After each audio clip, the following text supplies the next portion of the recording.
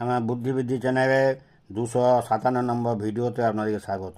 এই ভিডিওতে আপনাদের দেওয়া হবে সামনে কিছু কম্পিটিটিভ এক্সামিনেশন আছে, তার কিছু ইম্পর্ট্যান্ট অঙ্ক।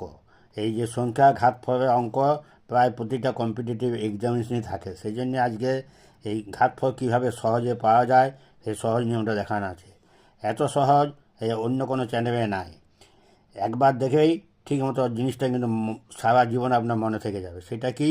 এটা হচ্ছে এইটাই যে এই একক 0, 1, 5, 6 এইরকম যদি কোনো সংখ্যা থাকে, তার ঘাতের যে কোনো সংখ্যা হোক না কেন, ঘাতের সংখ্যা যাই হোক, প্রতি ক্ষেত্রে ঘাতফলের একক ও যথাক্রমে মূল যে একক সংখ্যা তা অনুযায়ী হবে। যেমন যদি থাকে 100^102, ঘাত যাই হোক ও একক একক শূন্য। এরকমভাবে যদি থাকে মনে করো যে 506 হচ্ছে 50, যাই হোক, কিন্তু সবসময় যেটা ঘাতে একক সেই অনুযায়ী হবে।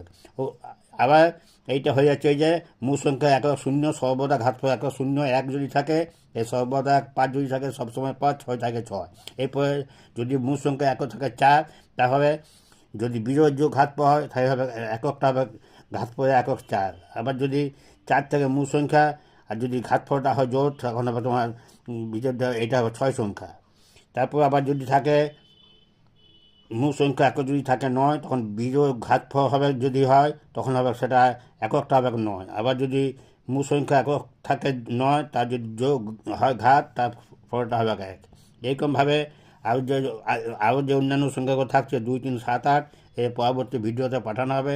আপনারা লক্ষ্য রাখবেন, এই অঙ্ক কিন্তু আসে আপনাদের কাছে একটা বিশেষ আবেদন যে এইরকমভাবে আমি নতুন নতুন কিছু অঙ্ক পাঠাবো, কিন্তু তার আগে দরকার আমার যে চ্যানেলকে সাবস্ক্রাইব করুন। সাবস্ক্রাইব করে আপনাদের সুবিধা, মোবাইল ঘাটতে হবে না, সাবস্ক্রিপশনে আঙুর টেপার মতো সমস্ত অঙ্ক একসাথে এসে যাবে।